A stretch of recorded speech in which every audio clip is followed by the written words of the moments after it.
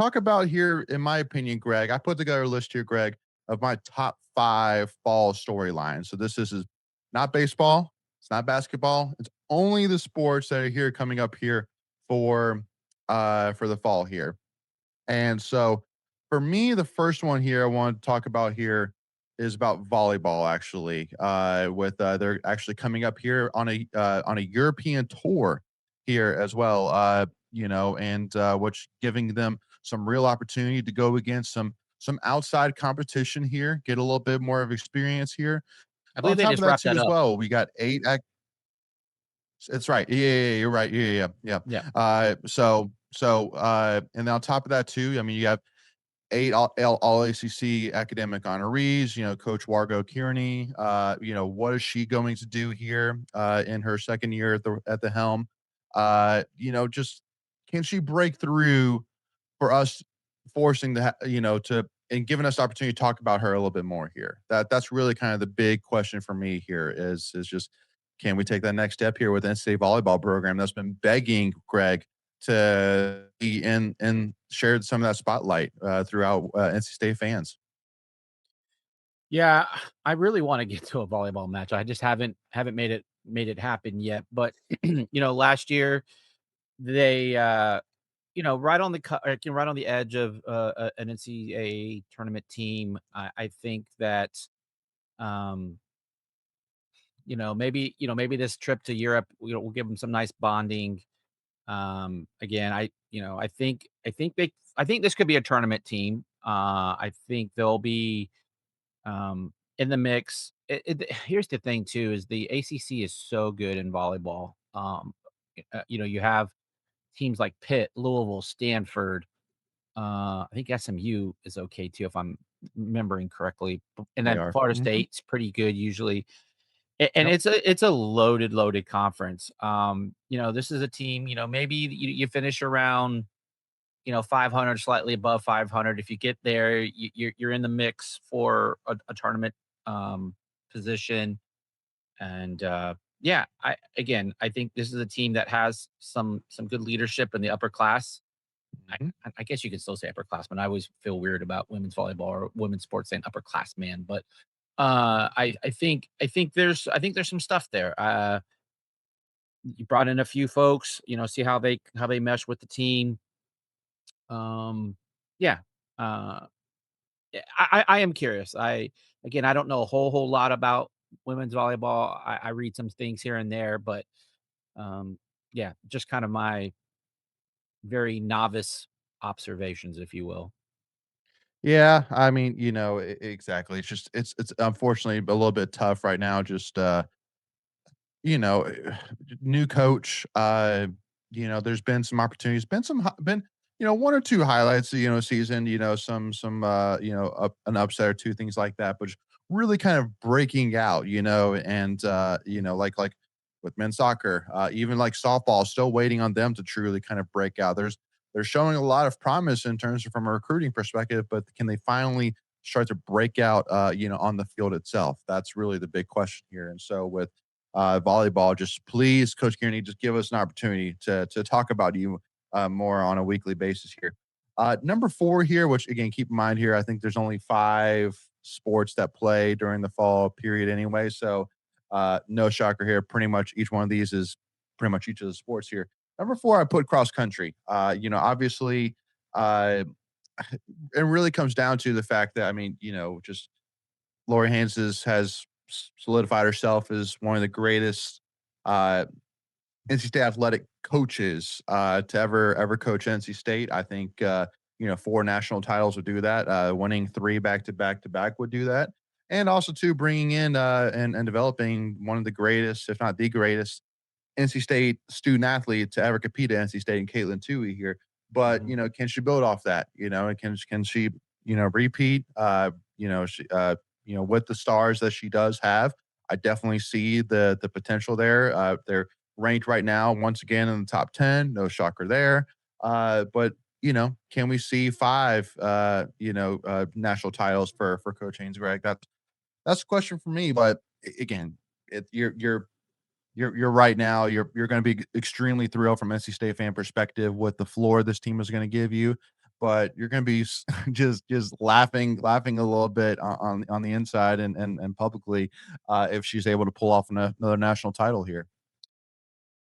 Yeah, yeah, that would be, I don't wanna again, spoiler alert, this may show up in our episode later this week, but, again, I don't see a reason why they can't finish first again in the ACC, regionals again, first, second, and then they'll be right there in the conversation for another national championship. You bring back a couple of your key contributors last year, especially Grace Hartman, and, if she continues to get better, um, the world is their oyster. I again, I don't see a reason why, um, they can't, they'll have a couple of teams in the ACC that will challenge them, notably, the likes of, Stanford, Notre Dame, and then nationally, I think we beat out BYU last year, to win the national championship essentially, and again, I think they'll probably be right there as well. They're typically a good program. But again, if the team comes together and does what they're supposed to do on all levels, because that's the thing about, cross country, it is a team sport. And, you have someone that might finish, in the 10 to 15 range and another in the 20 to 25 range and another in like the 30 to 35 range. And so as long as they, each member does what they're expected to do and you get the points that you're supposed to get, you can easily win another national championship. And so I guess women's cross country doesn't rebuild, they reload, and I would expect that to happen as well this year. Yeah.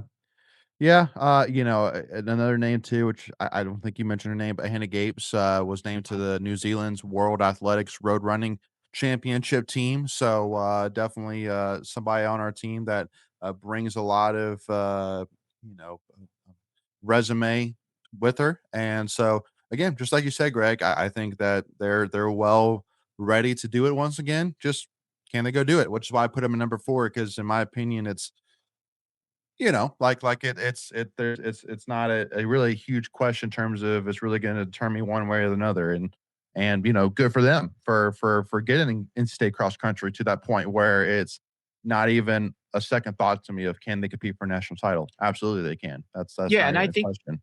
and again, real quick, I think the men are gonna be fairly decent as well. I think they can finish anywhere from 10 to 20 nationally and top 3 or 4 in the ACC, a program that Mhm, continues to get a little bit better each year. Again, mhm. ACC, I know they take their lumps sometimes in football and, and other, like, basketball. Men's basketball, women's basketball has been pretty solid. Baseball is usually pretty good, but in the non-revenue Olympic sports, the ACC is really, really strong, and they've Yep, gotten really strong by bringing in the likes of Stanford and Notre Dame over the last, couple of years, 10, 20 years with Notre Dame, but they all exceed, expectations.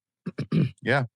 The number 3 there for me is NC State women's cross country. Specifically, what can NC State women's soccer do Well, with you said a hold on, which one? You said cross country again. You meant soccer? I'm sorry, women's soccer. I apologize. Okay, Yes, we were gotcha. talking about women's soccer here.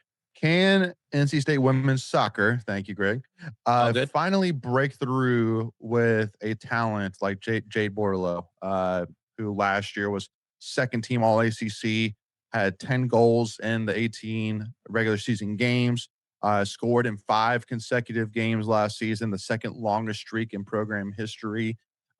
Jade, who has trained with the U.S. Women's National Team.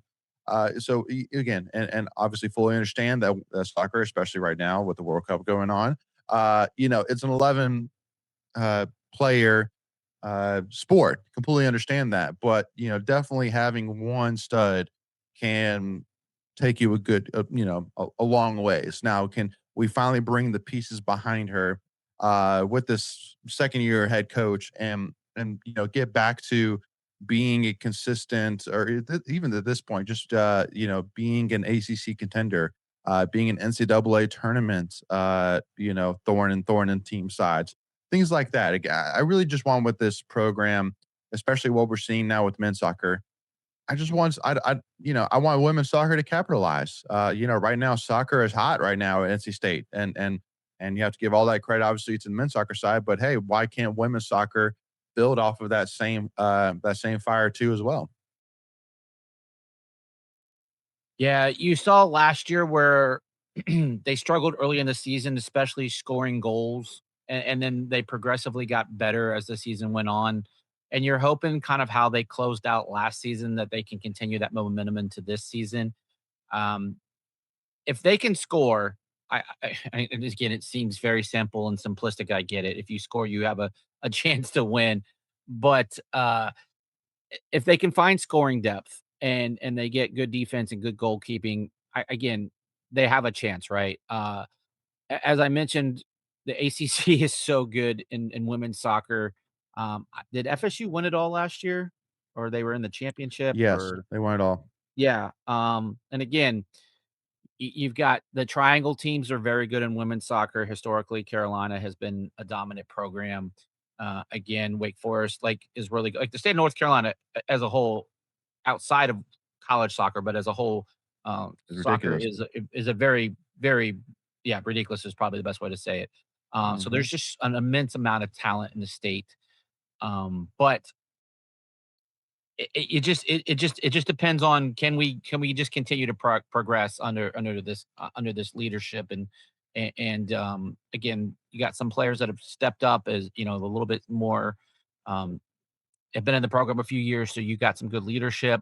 And again, the hope is that you can carry that momentum that you had late last year. I mean, you had Florida State on the ropes last year and could have won that game, should have won that game, and you just didn't get it done. So if you can finish, and I think if a team has a mantra or a slogan, I think this year's for women's soccer should just be finish. Just finish what Yeah. you start, and play your 90 minutes, and good things will happen. Yeah, exactly. Number 2 for me is I mean, it's another one with men's soccer, and it really is just the easy question of can NC State, continue to thrive without Donovan Phillips? For me, that's really all it comes down to. And I mean, I think now, I mean, with Mark Hubbard, I don't really see any reason why you doubt him or the depth on this team that you have. But obviously, losing basically the men's soccer equivalent Heisman Trophy, Greg, I don't think it's a unfair question to ask of, can NC State supplement and get back to competing in, top 10, top 5 in the country without Donovan Phillips? Yeah, you lost him, and I can't remember the other guy's name. It was kind of a foreign name, but he was basically defensive player of the year. Um, I just can't remember his name. Um, but yeah, I it's gosh dang it, Markovich, was that his name? Markovich. Yeah. I There you think I go. think I think it is. Whew, pulled that one out of somewhere. But yeah, so you have so much to replace there offensively and defensively. Um, do you have guys that will step up? It Soccer is kind of one of those sports. It's kind of you really have to dig for information. It's just not kind of readily available. Sure. But I don't know what we did in the transfer portal. Hopefully, we brought some guys in that can step up and do some good things. Um, yeah, again, I I hate to say it, and again, I don't want to doubt this program, but when you are a national runner up, only thing that you can do better is win it. And so it almost feels like, and again, I will say when we would have had this talk a year ago, I don't think any of us would have said that state was going to be playing for a national championship in soccer, unless you were within the program and you believe in what you do every day, and you have that mindset. But as a fan, especially me as a casual fan, and I'll be the first to admit it, I didn't have that on my bingo card or radar that we would be playing for a national championship. And so where I'm saying is, unless you're winning it all, it feels like you're gonna take a step back. Right. And, can you meet what you did last year? And it's gonna be awful tough, but with a coach like Mark Hubbard, I think, he'll have his guys ready because again, no one saw playing for a national championship in year 2 of the Mark Hubbard era. No, absolutely. Uh, so the number 1 for me, obviously, is the thumbnail of this live show. Is this the orange year? Is this finally the year that Coach Doeren can finally break through, get that true unequivocal, can't argue it 10-win season? Can he get, to an AC championship appearance? That's the storyline. Obviously, you could talk about it, but that's let's be real, Greg. Like, CJ Bailey aside, whatever. This is Coach Doran's, let's see, 14th year, 14th season here. Can this finally be the year where he breaks through? So I think that, the schedule, like, we've talked about it in other episodes and other live streams, he has a schedule set up for it. He has, and It's we'll talk favorable. about it. It's favorable. We'll talk about it here in a tweet of the week here, but he has a very experienced team. And he also too has one of the in national media is talking about it, one of the top three quarterbacks in the ACC. So you take those three things together, Greg. I mean, you got to feel like it's definitely not a 0% chance. It is a definite possibility. Well, when you say definite possibility, that makes it a little bit stronger of a statement, but Sure. I get I get where you're going with this. I it's tough. I mean, you kinda again, when you're looking at national pundits and, prognosticators and all of that, look, they know as much as we do at the end of the day. Maybe a little bit more, I don't know. But I the question, and we'll definitely get into it as we get a little bit closer to the kickoff, and, we'll have ACC media days here pretty soon, and we'll get some sound bites and all of that good stuff, but I think I think again the question becomes is what are you gonna do on defense? I think this team will score. We talked about some areas of concern offensively in skill positions. Um, how much are you putting on CJ Bailey's shoulders or on his arm or his legs? And gotta be he's gotta be better. I mean, he wasn't bad, obviously. If he was bad, he wouldn't be here for year 3. But there's definitely things that he has to clean up. He has to be a true leader. He has to play good, sound football. And you're gonna have to find, some things that work and you do really well and you excel. Um, yeah, I don't know. Like, again, we'll talk about it, but it feels like it's Miami and everybody else. So Correct. you're really fighting against everybody for 1 spot instead of, for 2 spots, if you will. Um, Mhm. and then you have all these crazy tiebreakers. I mean, you saw like Duke and Virginia got in last year.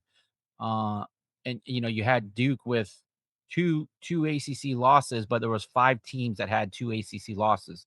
So you're gonna need a little luck there as far as like who you beat, and that does matter, and strength of wins and all kinds of craziness. Because I could definitely see a scenario where you have 3 or 4 teams tied for that 2nd place or that 2nd slot to go play for the ACC championship. Mhm. Yeah, Can it be done? Sure, it can be done. it But can be again, done. you're gonna have to have some luck, and it just Mhm. doesn't seem like we've had that on our side over the years.